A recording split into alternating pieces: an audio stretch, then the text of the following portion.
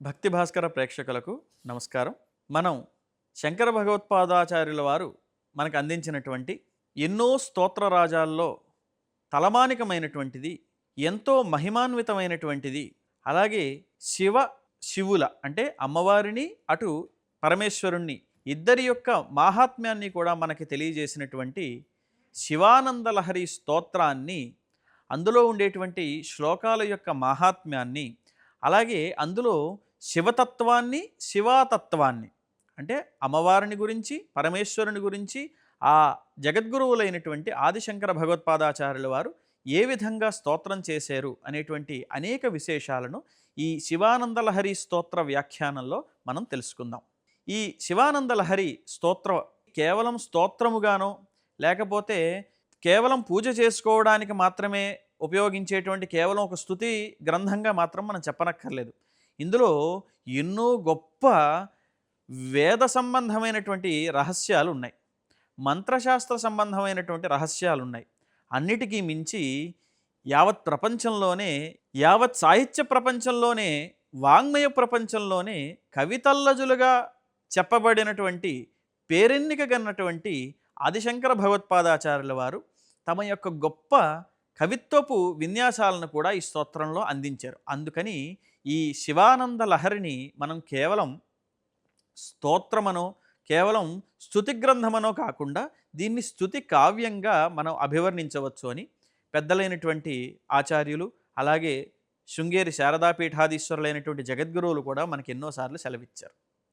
అయితే అటువంటి స్తుతి కావ్యమైనటువంటి ఈ శివానంద లహరి స్తోత్ర సముచ్చయంలో ఉన్నటువంటి మహిమలేమిటి, వర్ణించినటువంటి వైభవాలేమిటి, ఇవన్నీ కూడా మనం ఒక్కొక్క శ్లోకాన్ని వివరించుకుంటూ చెప్పుకుంటూ ఉందాం. అందున ప్రధానంగా ఈ శివానందలహరి స్తోత్రం గురించి చెప్పగానే లోక వ్యవహారంలో ఉన్నటువంటి మాట ఏమిటి అంటే, ఎవరైతే ఈ శివానందలహరి స్తోత్ర పారాయణ చేస్తారో వారందరికీ కూడా ఈప్సితార్థములు సిద్ధించి ఆ పరమేశ్వరుని యొక్క అనుగ్రహానికి ఈ భక్తులందరూ కూడా పాత్రులవుతారు అనేది లోక వ్యవహారంలో ఉన్నటువంటి ఐతిహ్యం.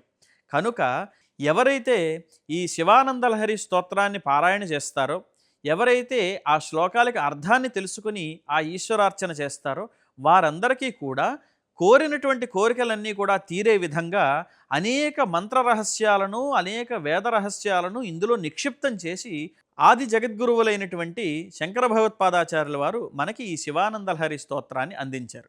అయితే లోక వ్యవహారంలో ఒక మాట ఉంది. శంకర భగవత్పాదుల వారు పాదయాత్ర చేస్తూ అనేక క్షేత్రాలను, తీర్థాలను వారు దర్శించుకుంటూ వెళ్ళారట.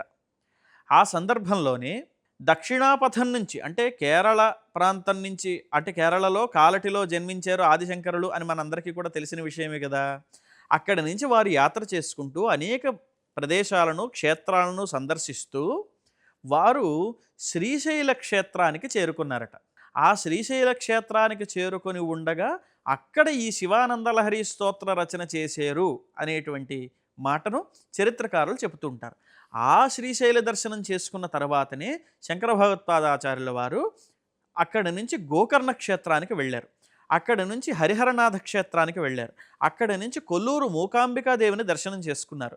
అక్కడి నుంచి శృంగేరికి పయనమై వెళ్ళారు అనేటువంటి విశేషాన్ని శంకర దిగ్విజయం ఆధారంగా మనం అర్థం చేసుకోవచ్చు. కాబట్టి ఇక్కడ ప్రస్తుతమైనటువంటి విషయంలో ఈ శివానందలహరి స్తోత్రం అనేటువంటిది శంకర భగవత్పాదుల వారు ఎక్కడ రచన చేశారు అనంటే, అది సాక్షాత్తు ఆ పర్వతమే ఈశ్వరుడిగా వెలుగొందుతూ ఉన్నటువంటి ఆ శ్రీగిరి పర్వతం మీద, శ్రీశైల క్షేత్రంలో ఆ మల్లికార్జున స్వామిని, భ్రమరాంబిక అమ్మవార్లని కూడా స్వామివారు సేవించి అక్కడ ఈ శివానందలహరి స్తోత్రాన్ని ఆ ఈశ్వరునికి, భ్రమరాంబికాదేవికి వారు అంకితం చేసినట్లుగా మనకి తెలుస్తోంది. కనుక మనం ఆ శ్లోకంతోనే మొదలు పెట్టుకుందాం. ఇది శివానందలహరి స్తోత్రంలోనే చాలా మహిమాన్వితమైనటువంటి శ్లోకము. ఏమిటి అంటే, సంధ్యారంభ విజృంభితం శృతిశిరస్థానాంతరాధిష్ఠితం సప్రేమ భ్రమరాభిరామమసకృత్సద్వాసనాశోభితం భోగీంద్రాభరణం సమస్త సుమనఃపూజ్యం గుణావిష్కృతం సేవే శ్రీగిరిమల్లికార్జున మహాలింగం శివాలింగితం. సేవే శ్రీగిరిమల్లికార్జున మహాలింగం శివాలింగితం. అద్భుతమైనటువంటి శ్లోకం ఇది. సాక్షాత్తు ఆ ఈశ్వరుడే కొలువుదీరినటువంటి శ్రీశైల క్షేత్రంలో ఆ వెనుకనే భ్రమరాంబికాదేవిగా అమ్మవారు అర్చావతారాన్ని స్వీకరించి కొలువుదీరినటువంటి ఆ క్షేత్రంలో ఆ ఇరువురిని కూడా అర్చన చేస్తూ శంకర భగవత్పాదుల వారు చెప్పినటువంటి శ్లోకం ఇది. సంధ్యారంభ విజృంభితం శృతిశిరస్థానాంతరాధిష్ఠితం. సంధ్యారంభ విజృంభితం. ఈశ్వరుడు సంధ్యాకాలాల్లో ఆయన విజృంభిస్తూ ఉంటాడు అని ఒక సంప్రదాయం. ఏమిటి అంటే ఈశ్వరుడు సంధ్యా సమయంలో తాండవాన్ని చేస్తూ ఉంటాడు. అది ఉదయ సంధ్య కానివ్వండి, సాయం సంధ్య కానివ్వండి, మాధ్యాహ్నిక సంధ్య కానివ్వండి, ఎప్పుడైనా కానీ ఆ సంధ్యా సమయాల్లో ఈశ్వరుడు తన యొక్క తాండవాన్ని చేస్తూ ఉంటాడు. కాబట్టి సంధ్యారంభ విజృంభితం శృతిశిరస్థానాంతరాధిష్ఠితం. శృతిశిరస్సులు అంటే శృతులు అంటే వేదములు. శృతి శిరస్సులు అన్నాం అనుకోండి వేదాంతములు. వేదాంతముని చెప్పేటువంటివి ఏమి గ్రంథములు అంటే ఉపనిషత్తులు. ఆ ఉపనిషత్తులు ఏం చెబుతాయ్యా అంటే ఆ ఈశ్వర తత్వాన్ని గురించినటువంటి రహస్యాలన్నింటినీ కూడా చెబుతాయి. కాబట్టి శృతి శిరస్థానాంతరాధిష్ఠితం అంటే అర్థం ఏంటంటే ఏ వేదములు ఏ వేదాంతములు అయితే నీ గురించి చెబుతూ ఉన్నాయో, నిన్ను గురించి పొగుడుతూ ఉన్నాయో, అటువంటి ఆ ఉపనిషత్తులలో నివసించి ఉండేటువంటి ఓ ఈశ్వర అని చెప్పడం అక్కడ. అటువంటి ఆ ఈశ్వరుడు ఎక్కడ కొలువుదీరి ఉన్నాడు అంటే శ్రీశైల మహాక్షేత్రంలో కొలువుదీరి ఉన్నాడు. అక్కడ అమ్మవారు భ్రమరాంబికాదేవి. ఇక్కడ ఈ సందర్భంగా ఒక మాట చెప్పాలి.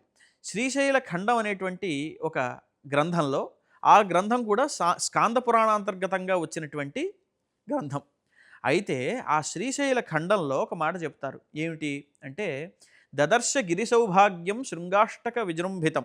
ఆ శ్రీగిరి పర్వతం దదర్శ గిరి సౌభాగ్యం శృంగాష్టక విజృంభితం. 8 కొనలతో నిండి ఉన్నదట. 8 శిఖరాలు ఉండేవట ఆ పర్వత శ్రేణులలో. అటువంటి పర్వత శ్రేణులను చూస్తూ ఆ తల్లి భ్రమరాంబికాదేవి ఎక్కడైతే పరమేశ్వరుడు కొలువుదీరి ఉన్నాడో, ఎక్కడైతే పరమేశ్వరుడు మల్లికార్జున స్వామిగా కొలువుదీరి ఉన్నాడో, ఆ స్వామివారి ఆలయానికి వెనుక భాగంలో తాను కూడా అర్చామూర్తిగా, అంటే తాను కూడా ఒక మూర్తి స్వీకారం చేసి తాను కూడా అక్కడ వెలసి భక్తులను అనుగ్రహించాలనుకున్నదట భ్రమరాంబిక అమ్మవారు. అందుకని ఈ ఉన్న 8 శృంగాలు కలిగినటువంటి ఈ శ్రీశైల పర్వత శ్రేణులలో బంగారు శిఖరంగా వెలుగొందుతూ ఉన్నటువంటి ఈ శ్రీశైల పర్వతం మీదనే నేను ఇక్కడ కొలువుదీరి ఉంటాను అని భక్తులకు కొంగు బంగారమై కోరిన కోర్కెలు తీర్చే తల్లిగా ఆ భ్రమరాంబికాదేవి అక్కడ కొలువుదీరున్నది. ఈవేళటికి కూడా మనందరికీ కూడా ప్రజలు, అలాగే పండితులు, అలాగే పెద్దలు చెప్పేటువంటి మాట ఏమిటంటే ఈ రోజుకి కూడా మనం ఆ భ్రమరాంబిక అమ్మవారి ఆలయం గర్భాలయంలోకి వెళ్ళి అక్కడ చెవి పెట్టి వింటే అక్కడ భ్రమరనాదం వినిపిస్తూ ఉంటుంది అని చెప్తారు. అక్కడ ఆ తల్లి కొలువుదీరి ఉన్నది అని చెప్పడానికి ఇంతకంటే నిదర్శనం మరి మనకు ఒకటి అక్కర్లేదు. కాబట్టి సంధ్యారంభ విజృంభితం శృతిశిరస్థానాంతరాధిష్ఠితం సప్రేమ భ్రమరాభిరామమసకృత్సద్వాసనాశోభితం. సప్రేమ భ్రమరాభిరామం.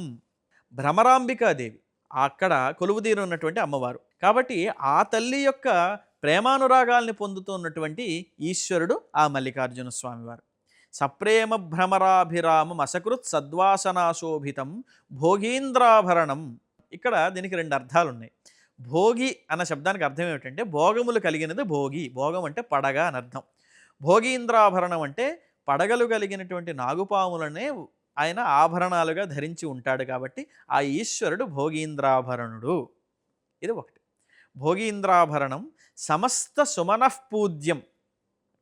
ఇక్కడ భోగీంద్రాభరణం అన్నదానికి రెండో అర్థం ఏమిటంటే ఆ మల్లికార్జున స్వామి వారు గిరిమల్లికా వృక్షము, గిరిమల్లికా లతలు, గిరిమల్లికలు, అలాగే అర్జున వృక్షము వాటి యొక్క మొదట్లో ఆవిర్భవించారని మనకి పౌరాణికమైనటువంటి ఐతిహ్యం ఉంది. కాబట్టి చంద్రవతి దేవిని ఆయన అనుగ్రహించి అక్కడ సాక్షాత్కారాన్ని పొందాడు. కాబట్టి ఆయన చంద్రమతిని అనుగ్రహించి అక్కడ సాక్షాత్కారాన్ని పొంది ఆయన ఆ మల్లికార్జున స్వామి ఆమెను అనుగ్రహించాడు. కాబట్టి ఆ గిరిమల్లిక అర్జున వృక్షాలు ఏమిటి కలిగినవి అంటే భోగీంద్రాభరణం, అంటే భోగలాలస కలిగినటువంటి రాజులు కానివ్వండి, లేకపోతే పెద్దవాళ్ళైనటువంటి వారు ఎవరైనా కానివ్వండి, వీళ్ళందరూ కూడా ధరించేటువంటి ఆ గిరిమల్లికలనేటువంటి పుష్పాలను కలిగినటువంటిది అర్జున వృక్షము అని అర్థం. ఎందుకంటే అక్కడ ఆ అర్జున వృక్షమే అంటే మద్ది చెట్టు. ఆ మద్ది చెట్టే అక్కడ ఈశ్వరునిగా కొలువుదీరింది అని చెప్తారు. అందుకే ఇవాల్టికి కూడా మనం ఆ శ్రీశైల ప్రధాన ఆలయం నుంచి ఇలా మనం ఎడమ ప్రక్కగా వస్తే అక్కడ వృద్ధ మల్లికార్జున స్వామి వారు అని ఒక ఆలయం ఉంటుంది. ఆ వృద్ధ మల్లికార్జున స్వామి వారు ఎవరంటే సాక్షాత్తు ఏ మద్ది చెట్టు అయితే మనకి పురాణాల్లో చెప్పి ఉన్నారో ఆ మద్ది చెట్టే అక్కడ ఒక శివలింగంగా అక్కడ ఆవిర్భూతమైంది. చాలా మహిమాన్వితమైనటువంటి శివలింగం అది. ఆ ప్రక్కనే మల్లికాగుండము, మనోహరగుండము ఉంటాయి. ఆ మల్లికాగుండం నుంచి, మనోహరగుండం నుంచి ఎప్పుడైతే ఆ నీటిలోంచి మనం చూస్తామో స్వామివారి యొక్క శిఖరం కనిపిస్తుంది. ఆ శిఖరం యొక్క నీడ ఆ నీటిలో కనిపిస్తుంది. అలాగే సప్తమాతృకలకు సంబంధించినటువంటి ఆ ఆలయాలు కూడా అక్కడ ఉన్నాయి. వసిన్యాది వాగ్దేవతలందరూ ఉంటారు. కాబట్టి భోగీంద్రాభరణం సమస్త సుమనః పూజ్యం గుణావిష్కృతం సేవే శ్రీగిరి మల్లికార్జున మహాలింగం శివాలింగితం. సమస్త సుమనః పూజ్యం అంటే అర్థం ఏమిటంటే, సుమన శబ్దానికి మంచి మనస్సు కలిగిన వారు అని ఒక అర్థం. సుమనసులు అంటే దేవతలు అని అర్థం. కాబట్టి సమస్త సుమనః పూజ్యం అంటే అర్థం ఏంటంటే, ఆ శ్రీశైల క్షేత్రంలో పరమేశ్వరుడు మల్లికార్జున స్వామిగా విరాజిల్లుతూ ఉన్న ఆయన ఎల్లప్పుడూ కూడా దేవతల చేత ఆరాధనను పొందుతూ ఉంటాడు. అంటే అర్థం ఏమిటి? మనం శ్రీశైల క్షేత్రానికి వెళ్ళి స్వామివారిని అమ్మవారిని దర్శనం చేసుకున్నాము అంటే అక్కడ అర్థం ఏమిటంటే అక్కడ అప్పటికే దేవతలందరూ కూడా ఆ ప్రదోషకాల పూజను నిర్వహించి ఉన్నారు అని మనం అర్థం చేసుకోవాలి. సమస్త సుమనః పూజ్యం గుణావిష్కృతం. ఎందుకని మనం సగుణోపాసన చేస్తూ ఉన్నాం, నిర్గుణోపాసన చేయటం లేదు. సగుణోపాసన అంటే అర్థం ఏమిటంటే ఎదురుకుండా శివలింగాన్ని పెట్టుకొని ఆ శివలింగాన్ని మనం అర్చన చేస్తున్నాం. కాబట్టి గుణావిష్కృతం, ఆయన కూడా ఆ గుణం చేతనే ఆవిష్కరింపబడుతున్నాడు. కాబట్టి ఆయన గుణావిష్కృతం అన్నమాట అక్కడ సార్థక్యం అవుతుంది. అంటే లింగం రూపంలో మనకి దర్శనమిస్తూ ఉన్నటువంటి ఆ ఈశ్వరుడు. అయితే మరి అటువంటిది ఏ లింగాన్ని మనం అర్చన చేస్తున్నాం అంటే సేవే శ్రీగిరి మల్లికార్జున మహాలింగం శివాలింగితం. ఇక్కడ మామూలుగా శివలింగం అని చెప్పలేదు చూడండి, మహాలింగం అన్నారు. మహాలింగం అంటే ఆ మహాలింగానికి 51 కళలు ఉండాలి. ఏకాదశి రుద్రులను చెప్తాం కదా 11 చొప్పున, అలా 11 చొప్పున 5 తత్వాలు కలిగి 5, 11, 55 తత్వాలు గనక మనకు అందులో కనిపిస్తే అటువంటి లింగాన్ని మహాలింగం అంటారు. కాబట్టి సేవే శ్రీగిరి మల్లికార్జున మహాలింగం శివాలింగితం. శివ అంటే ఈశ్వరుడు, శివా అంటే అమ్మవారు. శివాలింగితం అంటే ఆ అమ్మవారు ఆలింగనం చేసుకున్నటువంటి శివలింగము అని అర్థం. అంటే మనకు ఆ అమ్మవారి యొక్క భ్రమరాంబికాదేవి యొక్క ప్రేమను పొందుతున్న ఈశ్వరుడు అని చెప్పారు కదా. కాబట్టి ఆ అమ్మవారు కౌగిలించుకొని ఆ స్వామివారితో పక్కన ఉంటే అటువంటి శివారూపమైనటువంటి ఆ క్షేత్రానికి ఆ ఈశ్వరునికి నేను నమస్కారం చేస్తున్నాను అని ఈ శ్లోకాన్ని మనకు అందించారు ఆది జగద్గురువులైనటువంటి శంకర భగవత్పాదాచార్యుల వారు. కాబట్టి ఈ శ్లోకాన్ని ఎవరైతే చదువుతారో, ఎవరైతే వింటారో వారందరికీ కూడా ఆ శ్రీశైల భ్రమరాంబిక మల్లికార్జునుల యొక్క అనుగ్రహం పరిపూర్ణంగా లభిస్తుంది. ఎంతో మహామహిమాన్వితమైనటువంటి శివానందలహరి స్తోత్రంలో 50వ ఈ శ్లోకాన్ని ఎవరైతే పఠిస్తారో, ఎవరైతే భక్తితో దాని భావాన్ని తెలుసుకొని ఈశ్వరుని పూజ చేస్తూ ఉంటారో, ఎవరైతే ఈ శ్లోకాన్ని చదువుతారో, ఎవరైతే ఈ శ్లోకాన్ని వింటారో, ఏది చేసినా కూడా మహాపుణ్యమే. అటువంటి వారందరికీ కూడా ఆ శ్రీశైల భ్రమరాంబిక మల్లికార్జున స్వామి వారి యొక్క అనుగ్రహం పరిపూర్ణంగా కలుగుతుంది.